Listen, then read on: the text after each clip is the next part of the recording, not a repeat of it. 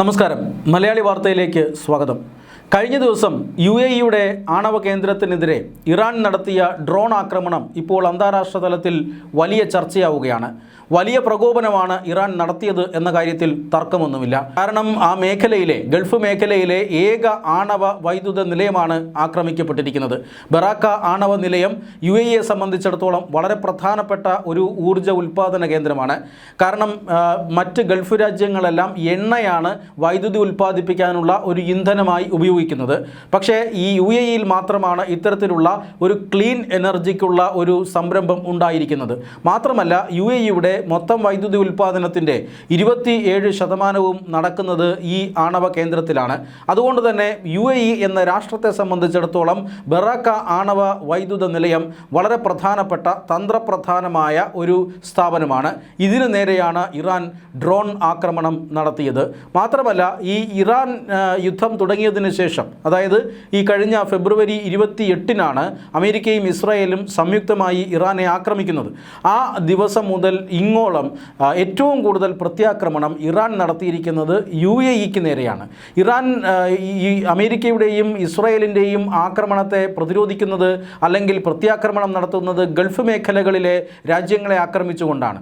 അവർ Saudi അറേബ്യയെ ആക്രമിക്കുന്നു, UAEയെ ആക്രമിക്കുന്നു, കുവൈറ്റിനെ, ഖത്തറിനെ, അങ്ങനെ പല പല ഗൾഫ് രാജ്യങ്ങളെയും ഇറാൻ ആക്രമിച്ചുകൊണ്ടാണ് ഈ തിരിച്ചടി ഇറാൻ നൽകുന്നത്. പക്ഷേ അങ്ങനെ ഒരു തിരിച്ചടിയിൽ നൽകുമ്പോഴും ഇറാൻ ഏറ്റവും അധികം ലക്ഷ്യം വെച്ചത് UAE ആണ്. UAEയുടെ സൈനിക വിഭാഗം പറയുന്നതനുസരിച്ച് 551 ബാലിസ്റ്റിക് മിസൈലുകളെയും 29 ക്രൂയിസ് മിസൈലുകളെയും 2263 ഡ്രോണുകളെയുമാണ് ഈ UAE സേന വെടിവെച്ചിട്ടത്. എന്ന് പറഞ്ഞാൽ ഇത്രയധികം ശക്തമായ ആക്രമണമാണ് ഈ UAEക്ക് നേരെ നടത്തിയത്. ബഹ്റിൻ പോലെയുള്ള രാജ്യങ്ങളിൽ പ്രധാനമായും ഇറാൻ ഡ്രോൺ ആക്രമണമാണ് നടത്തിയതെങ്കിൽ 551 ബാലിസ്റ്റിക് മിസൈലുകൾ UAEക്ക് നേരെ ഇറാൻ തൊടുത്തുവിട്ടിരിക്കുന്നു.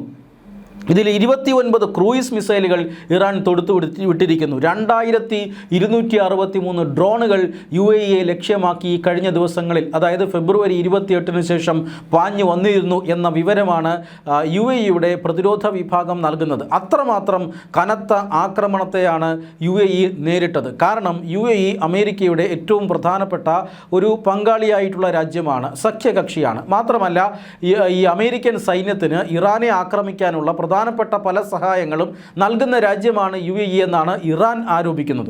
മാത്രമല്ല അമേരിക്കയ്ക്ക് വലിയ സാന്നിധ്യമുള്ള രാജ്യം കൂടിയാണ്, പശ്ചിമ ഏഷ്യയിൽ വലിയ സാന്നിധ്യമുള്ള രാജ്യം കൂടിയാണ് UAE. അതുകൊണ്ട് തന്നെ UAEയെ ഇവർ ആക്രമിക്കുകയാണ്.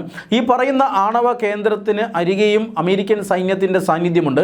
പക്ഷേ അവരുടെ സേനാതാവളത്തിൽ നിന്നും വളരെയധികം ദൂരെയാണ് ഈ ആണവ കേന്ദ്രമുള്ളത്. എന്നിട്ടും UAE ആണവ കേന്ദ്രത്തിന് നേരെ, ആണവ വൈദ്യുത നിലയത്തിന് നേരെ ഇങ്ങനെയൊരു ആക്രമണം ഇറാൻ നടത്തിയിരിക്കുന്നു എന്നുള്ളതാണ് ഏറ്റവും പ്രധാനപ്പെട്ട കാര്യം. അതുകൊണ്ടാണ് അങ്ങേയറ്റത്തെ പ്രകോപനം എന്ന് UAE അതിനെ വിശേഷിപ്പിക്കുന്നത്. ഇന്ത്യയടക്കമുള്ള രാജ്യങ്ങൾ അതിനെ ആശങ്കയോടുകൂടി അപലപിച്ചിരിക്കുന്നതും അതുകൊണ്ടാണ്. കാരണം വലിയ അപകടമാണ് അവിടെ ആണവ ചോർച്ചയുണ്ടായാൽ, അല്ലെങ്കിൽ ഈ ആണവ കേന്ദ്രം പൂർണ്ണമായും തകർന്നാൽ ഉണ്ടാവുക. ഒരു അണുബോംബ് സ്ഫോടനത്തിന് സമാനമായ നാശനഷ്ടങ്ങൾ അവിടെ ഉണ്ടാകും. അത് UAEയെ മാത്രമല്ല മറ്റു പല രാജ്യങ്ങളെയും ഭൂമുഖത്ത് നിന്ന് തന്നെ ഉന്മൂലനം ചെയ്യാൻ കഴിയുന്ന തരത്തിലുള്ള ഒരു നാശനഷ്ടമായിരിക്കും അവിടെ ഉണ്ടാവുക. അതുകൊണ്ടാണ് ഇത്രയധികം രാജ്യങ്ങൾ ഈ ആക്രമണത്തെ അപലപിച്ചുകൊണ്ട് രംഗത്ത് വന്നിരിക്കുന്നത്. ഇസ്രായേലിനെതിരെ പോലും ഈ ഇറാൻ ഇത്രയധികം ആക്രമണം ഇല്ല എന്ന കാര്യവും ഇപ്പോൾ UAE ചൂണ്ടിക്കാട്ടുന്നു. എന്ന് പറഞ്ഞാൽ ഇറാൻ്റെ വളരെ പ്രധാനപ്പെട്ട ഒരു ലക്ഷ്യമായി UAE മാറിയിരിക്കുന്നു. ഇനിയിപ്പോൾ നടക്കുന്ന സൈനിക ആക്രമണത്തിലും ഏറ്റവും അധികം ആക്രമണം നേരിടേണ്ടി വരിക, അല്ലെങ്കിൽ ഇറാൻ ഏറ്റവും അധികം ലക്ഷ്യം വയ്ക്കുക UAE ആണ് എന്നും ഇതിൽ നിന്നൊക്കെ വ്യക്തമാണ്. ഈ സാഹചര്യത്തിലാണ് ഇന്ത്യയിലും അടക്കമുള്ള രാജ്യങ്ങളിൽ ആണവ വൈദ്യുത നിലയങ്ങളുണ്ട്. ഇത്തരം യുദ്ധങ്ങൾ ഉണ്ടായാൽ, ഇത്തരം സംഘർഷങ്ങൾ ഉണ്ടായാൽ ഈ വൈദ്യുത നിലയങ്ങൾ ടാർഗറ്റ് ചെയ്യപ്പെടുമോ എന്നൊക്കെയുള്ള ചർച്ചകൾ ഇപ്പോൾ ഉയർന്നു വന്നിരിക്കുകയാണ്. കാരണം ചെർണോബിൽ പോലെയുള്ള ആണവ അപകടങ്ങളെ ലോകം കണ്ടതാണ്. ഇപ്പോഴും ഭയത്തോടെ മാത്രമേ ലോകത്തിന് ആ ദിനങ്ങളെ ഓർത്തെടുക്കാൻ സാധിക്കുകയുള്ളൂ. അതുകൊണ്ട് ഇന്ത്യയിലടക്കമുള്ള, അല്ലെങ്കിൽ ഇന്ത്യ പാകിസ്ഥാൻ സംഘർഷം ഉൾപ്പെടെ ഇപ്പോൾ നടന്നു വരുന്നുണ്ട്. ഓപ്പറേഷൻ സിന്ദൂർ നമ്മൾ കണ്ടതാണ്. പക്ഷേ ഇനി ഈ സമീപ ഭാവിയിൽ തന്നെ ഇന്ത്യയും പാകിസ്ഥാനും തമ്മിൽ വീണ്ടും ഒരു സംഘർഷം ഉണ്ടാകാനുള്ള സാധ്യതയുണ്ട് എന്ന് പലരും വിലയിരുത്തുന്നു. ഈ സാഹചര്യത്തിൽ ഇന്ത്യയിലെ ആണവ നിലയങ്ങൾ ആക്രമണത്തിൽ നിന്ന് സുരക്ഷിതമാണോ എന്ന് പലരും ചർച്ച ചെയ്യുന്നുണ്ട്. ഇന്ത്യ അടക്കമുള്ള രാജ്യങ്ങൾ അതിനുള്ള സാധ്യത പരിശോധിക്കുകയും അതിനെതിരായിട്ടുള്ള നടപടിക്രമങ്ങൾ നടത്തുകയും ഒക്കെ ചെയ്യുന്നുണ്ട്. സാധാരണഗതിയിൽ ഇത്തരത്തിലുള്ള ആണവ നിലയങ്ങൾക്ക് കനത്ത സുരക്ഷയുണ്ടാകും. ചെറിയ രീതിയിലുള്ള ഡ്രോൺ ആക്രമണങ്ങളെയൊക്കെ അത് അതിജീവിക്കുക തന്നെ ചെയ്യും. ഈ ആണവ കേന്ദ്രങ്ങളുടെ കോർ അതുപോലെ തന്നെ മറ്റ് പ്രധാനപ്പെട്ട കേന്ദ്രങ്ങൾ ഇതിനൊക്കെ സംരക്ഷിക്കപ്പെട്ടിട്ടുണ്ട്. പക്ഷേ മിസൈൽ ആക്രമണം പോലെയുള്ളവ ഉണ്ടായാൽ തീർച്ചയായും ആണവ ചോർച്ചയടക്കം ഉണ്ടാകാനുള്ള സാധ്യതയുണ്ട്. പക്ഷേ ഇന്ത്യയും പാകിസ്ഥാനും തമ്മിൽ 1988 ഒരു കരാറിൽ ഒപ്പുവെച്ചിട്ടുണ്ട്. ഈ കരാർ ഉള്ളതുകൊണ്ടാണ് ഈ ഇന്ത്യയുടെയും അല്ലെങ്കിൽ പാകിസ്ഥാൻ്റെയും ആണവ കേന്ദ്രങ്ങൾ സുരക്ഷിതം എന്ന് പലരും വിലയിരുത്തുന്നത്. അതായത് ഈ ആണവ റിയാക്ടറുകൾ, ആണവ വൈദ്യുത കേന്ദ്രങ്ങൾ, ഗവേഷണ റിയാക്ടറുകൾ, യുറേനിയം സമ്പുഷ്ടീകരണ കേന്ദ്രങ്ങൾ, റേഡിയോ ആക്റ്റീവ് ഉപകരണങ്ങൾ സംഭരിക്കുന്ന കേന്ദ്രങ്ങൾ എന്നിവയൊന്നും പരസ്പരം ആക്രമിക്കില്ല എന്ന് ഇന്ത്യയും പാകിസ്ഥാനും സമ്മതിച്ച് ഒപ്പിട്ട് നൽകിയ കരാറാണ് 1988 നിലവിൽ വന്നത്. 35 വർഷമായി ഈ രാജ്യങ്ങൾ പലതവണ ഇതിനിടയിൽ സംഘർഷത്തിൽ ഏർപ്പെട്ടിട്ടുണ്ട് എങ്കിൽ പോലും കഴിഞ്ഞ 35 വർഷമായി ഈ ഒരു കരാർ ഇരു രാജ്യങ്ങളും പാലിച്ചു വരികയാണ്. അതുകൊണ്ട് തന്നെ ഇന്ത്യയിലെയും പാകിസ്ഥാനിലെയും ആണവ നിലയങ്ങൾ തൽക്കാലത്തേക്ക് സുരക്ഷിതമാണ് എന്നാണ് പൊതുവെ വിലയിരുത്തപ്പെടുന്നത്. പക്ഷേ ഈ ഓപ്പറേഷൻ സിന്ദൂർ സമയത്ത് ഇന്ത്യ പാകിസ്ഥാൻ്റെ ആണവായുധങ്ങൾ സൂക്ഷിച്ചിരിക്കുന്ന കിരാന ഹിൽസിൽ ആക്രമണം നടത്തി എന്ന ഒരു ശ്രുതിയുണ്ട്. 1988 ഇങ്ങനെ ഒരു കരാർ ഉള്ളതുകൊണ്ടാകാം ഒരുപക്ഷെ ഇത് സത്യമാണ് എങ്കിൽ പോലും ഇന്ത്യൻ സൈന്യം അത് അംഗീകരിച്ച് തരാത്തത്. സൈന്യം വാർത്താ സമ്മേളനം നടത്തിയപ്പോഴൊക്കെ ഉയർന്ന ചോദ്യം ഇതായിരുന്നു, കിരാന ഹിൽസിൽ നിങ്ങൾ ആക്രമണം നടത്തിയോ എന്നുള്ളതാണ്. പാകിസ്ഥാൻ്റെ ആണവ കേന്ദ്രങ്ങൾ അവിടെയാണുള്ളത് എന്ന് തനിക്കറിയില്ല എന്നാണ് സൈന്യത്തിൻ്റെ പ്രതിനിധി അന്ന് മറുപടി നൽകിയത്. അതായത് കിരാന ഹിൽസിൽ ആക്രമണം നടന്നു എന്ന് പല റിപ്പോർട്ടുകളും ഉയർന്നു വന്നിട്ടും ഇന്ത്യൻ സൈന്യം അത് സമ്മതിക്കാൻ തയ്യാറായിട്ടില്ല.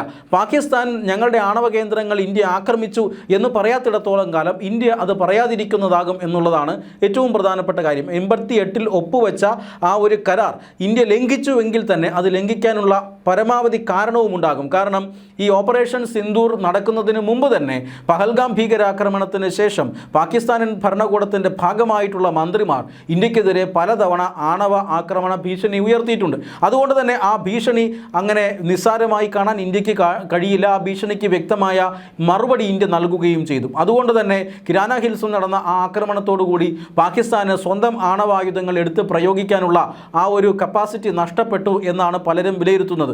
അതുകൊണ്ട് തന്നെ ഇപ്പോൾ വേണമെങ്കിലും ഈ ഇത്തരത്തിലുള്ള ആണവ കേന്ദ്രങ്ങൾ യുദ്ധത്തിൽ ടാർഗറ്റ് ചെയ്യപ്പെട്ടേക്കാം എന്നൊരു സാഹചര്യമുണ്ട്. ഇതിനു മുന്നേയും പലതരത്തിൽ ആണവ കേന്ദ്രങ്ങൾക്ക് നേരെ ആക്രമണം നടന്നിട്ടുണ്ട്. 1981 ഇസ്രായേൽ ഇറാഖിലെ ആണവ കേന്ദ്രം ആക്രമിച്ചു.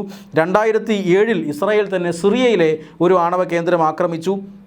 2022 സംഘർഷത്തിൽ സപ്രോഷ്യ ആണവ കേന്ദ്രം റഷ്യ ആക്രമിച്ച് പിടിച്ചെടുക്കുന്നത് നമ്മൾ കണ്ടതാണ്. മാത്രമല്ല ഈ അടുത്ത കാലത്ത് 2025 അമേരിക്ക ബങ്കർ ബസ്റ്റർ ബോംബുകൾ ഉപയോഗിച്ചുകൊണ്ട് ഇറാൻ്റെ ആണവ കേന്ദ്രങ്ങൾ ആക്രമിച്ചു നശിപ്പിക്കുന്നതും നമ്മൾ കണ്ടതാണ്. പക്ഷേ ഇവിടെയൊന്നും ഈ ആണവ ചോർച്ചയുണ്ടാകുന്ന തരത്തിലുള്ള ആക്രമണങ്ങൾ ഉണ്ടായില്ല എന്നുള്ളതാണ് ഏറ്റവും പ്രധാനപ്പെട്ട കാരണം. എല്ലാവരും ഉത്തരവാദിത്വത്തോടുകൂടി നിയന്ത്രിതമായ ആക്രമണം നടത്തേണ്ടി വന്നപ്പോൾ നടത്തിയിട്ടുള്ളത്. പല ഘട്ടങ്ങളിലും ഇത് അനിവാര്യ പോകാറുണ്ട്.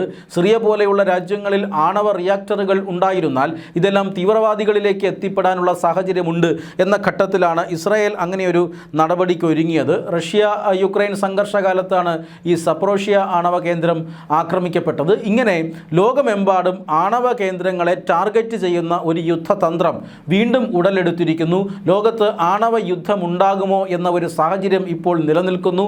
UAE റിയാക്ടറുകൾക്ക് നേരെ ഉണ്ടായ ഈ ആക്രമണത്തോടുകൂടി ഇന്ത്യയും പാകിസ്ഥാനും ഉൾപ്പെടെയുള്ള സംഘർഷം വീണ്ടും ചർച്ചയാവുകയാണ്. ആണവ രാജ്യങ്ങൾ തമ്മിൽ ഏറ്റുമുട്ടിയാൽ ലോകം എത്രത്തോളം വലിയ റിസ്കിലേക്കാണ് പോകുന്നത് എന്നതൊക്കെ ഈ ചർച്ചകൾ കാണിക്കുകയാണ്. പക്ഷേ അന്താരാഷ്ട്ര സ്ഥാപനങ്ങളടക്കം ഇതിൽ നിസ്സംഗത പാലിക്കുന്നു എന്നുള്ളത് ഏറ്റവും പ്രധാനപ്പെട്ട ഒരു കാര്യമാണ്. ഇത്തരത്തിലുള്ള ആണവ കേന്ദ്രങ്ങൾ പരസ്പരം ആക്രമിക്കുക, ആണവായുധങ്ങൾ കൊണ്ട് ആക്രമണങ്ങൾ നടത്തുക, ഇങ്ങനെയുള്ള കാര്യങ്ങൾ നിയന്ത്രിക്കാനായി ഒരുപക്ഷെ ലോകരാജ്യങ്ങൾ മുൻകൈ എടുത്തുകൊണ്ട് പുതിയൊരു സംവിധാനം കൊണ്ടുവരാനുള്ള സാധ്യതയും ഇപ്പോൾ തള്ളിക്കളയാൻ കഴിയില്ല.